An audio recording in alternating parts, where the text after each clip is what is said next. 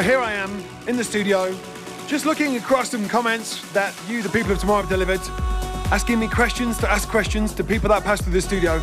And up I look, and they're in all his glory, smelling delicious. It's Armin van Buuren in the One World Radio studio. How are you, brother? I'm good. How are you? It's great to see you, and vibrant as ever. Always, yeah. Do you know what? I've heard you live, and you sounded like you were having the best time here at Tomorrowland. Is that fair to say? Well, I said to the crowd that it's kind of one of those gigs that in 10 years' time or 20 years' time, I will always remember this one, because the backdrop with the sun, the stage, the crowd, it was just magical, man. Just standing here, playing Tomorrowland Winter, it was really something I don't see that often, to be honest. So we're talking about the Crystal Garden, yeah. And it's like a bowl, isn't it? It's a snow bowl. Yeah. Surrounded by Mari, the big winged bird that is over you. And do you know what happened yesterday? No, yeah, they closed the stage. That's what you mean? No, they didn't. They didn't close the stage. The stage was already packed with about 4,000 people, but they closed the way to the stage. So I know, the lift. Yeah, crazy. So you closed the Alpe d'Huez yesterday, by the way. Insane. That's crazy. It's good, right? And yeah, then you fun. Bring that to the main stage. Hopefully, yeah. Tonight just fits a little bit more people. So hopefully the people that didn't make my set yesterday can still do it tonight. So let's just go back to January. Why? Breathe in. Yeah. January. Was that just right? Here I am, start of the year, let's go. I have so much new music. I mean, it's too much. I don't know why. I'm just super productive, always in the studio making new songs. And Breathe In felt like a logical follow-up to Feel Again, which is, about meditation and all that. I told you about that last time, I think. Yeah. And I meditate every day now, and it brings me a lot. So what about the Artbat Takeoff? Because when I heard that, I listened genuinely. It came in, I'm like, I need to listen to that again. Yeah. And I ended up listening to it about 5-6 times. Like it was, like a tape on a CD, like just going back and going, I'm going to play that again. That was a surprise. And for me, that's one of my favorites of recent time. I don't know why, it just something connects. Thank you. Where did that come from? Well, I told you before that there's a thing happening now that like all styles and genres seem to merge. And Artbat obviously come more from the melodic techno side, and I'm more trance. And I think it's a lot of fun to try and to see where both worlds can meet. And I guess we managed to pull it off with Takeoff. I'm really proud of that song. And I remember the first time I played it, I really didn't expect the crowd to go that crazy. It's just a sick drop. It's really a dance floor track. It's not something for your average daytime radio show, but it is something that works really, really well on the dance floor. And I think it's a great track that you can fit either in a trance set or in a techno set or in a melodic techno set or whatever. And I've seen support from my colleagues, from my peers, like all across the board. It was pretty insane. Even people like David Guetta sending me a WhatsApp message like, bro, this is insane. That was really great. Yeah. And it worked well in the Crystal Garden yesterday. Absolutely, yeah. Yeah, absolutely. Talk to me about what's on your recent to-do list. What have you just accomplished? I mean, collaborations or I don't know. You've had a to-do list. You've ticked. What were the last 5 things you've ticked off? On my production list in the studio, you mean? On the Armin van Buuren home ticked off job done list. Well, I've been spending a lot of time in my studio, actually not working on music. But my parents it's a 50th anniversary, the wedding anniversary. So the week after next week, I'm going to be celebrating with them. So I've been going through old pictures, scanning them in, and finding old wedding footage from my parents. I mean, it's something to be very proud of. My parents are still both here. I'm really blessed about that, and they're still together, and they celebrate 50 years. So that's what I've been spending a lot of time on. Obviously, musically, it's going really, really well. The State of Trance Festival in February was just phenomenal.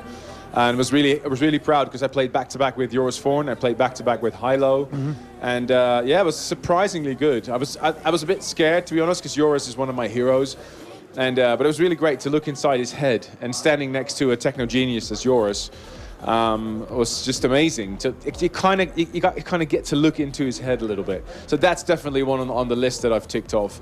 I've been working out a lot of running, a lot of quality time with the family, and obviously, really feeling the mojo in the studio at the moment. So much music. I'm actually saving quite a few new tracks for the summer Tomorrowland edition because It's just too much to premiere, you know. And I'm at a point where I want to play all this music, but I'm just scared that people will be like alienated from my set a little bit. So because a lot of people still want to hear like On and On and What Took You So Long, my single with Griffin is coming out now. Yeah. For me, that's old already. It's coming out this week, but I've been playing it for so long already, and it's great that it's finally coming out. I'm really proud of that one, but I'm already, so far ahead for the next album, next things that are happening. So yeah, it's good vibes at the moment. What about collaborations then?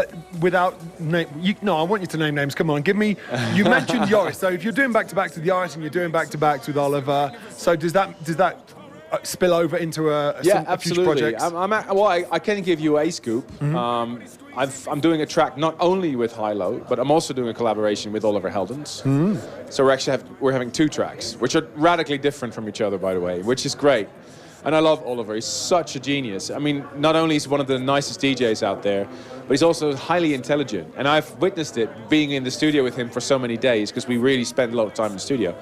And just see how clever he is and how he thinks, and look into his head a little bit, which is amazing.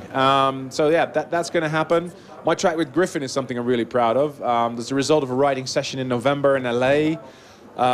We just hit it off. We had one afternoon. We were sitting with Jake Torrey, who a big writer who also wrote with Calvin Harris and a couple others. That's a good writing camp.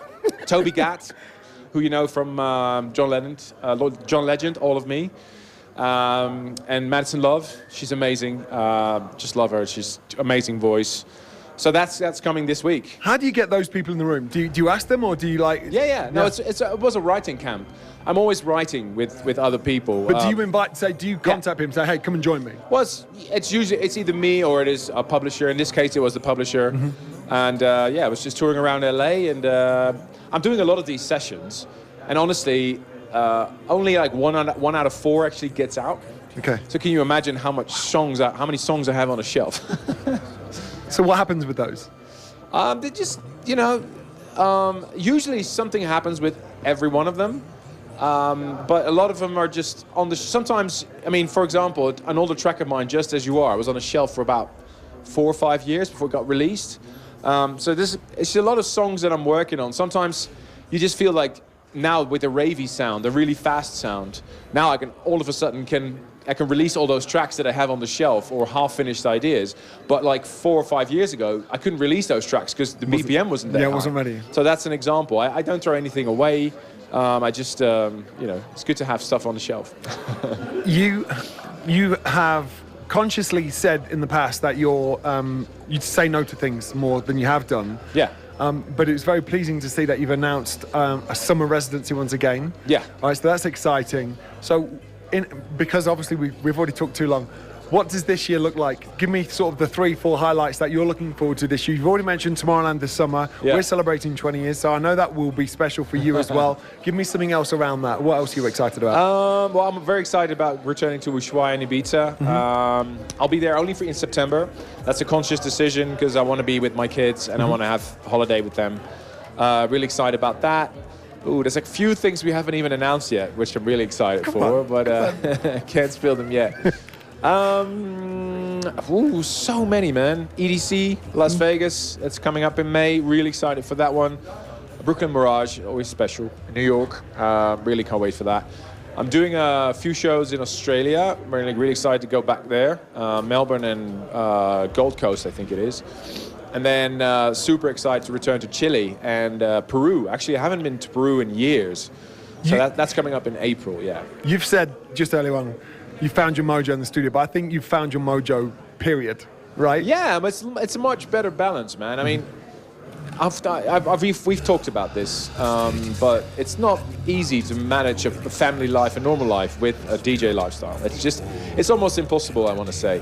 But I'm really proud to say that I've managed to find a way around it, even though it's still hard. I really miss my family at the moment. I mean, we're just FaceTiming upstairs. My wife is here with me at Tomorrowland Winter, and it's just FaceTiming with the kids, and my son really misses me, and he said, "Oh, I'm so gutted you're not coming home, that you're going to Miami first." I said, "Well, I'll make it up to him next week." But, not long before he's going to get a pass here. It's okay. It's all good. Yeah, exactly. He's too young now. He's okay. We'll sort that out. My daughter will be 100%. She's a fan of Tomorrowland, and she even listens to the radio show. So. Well, she has great taste.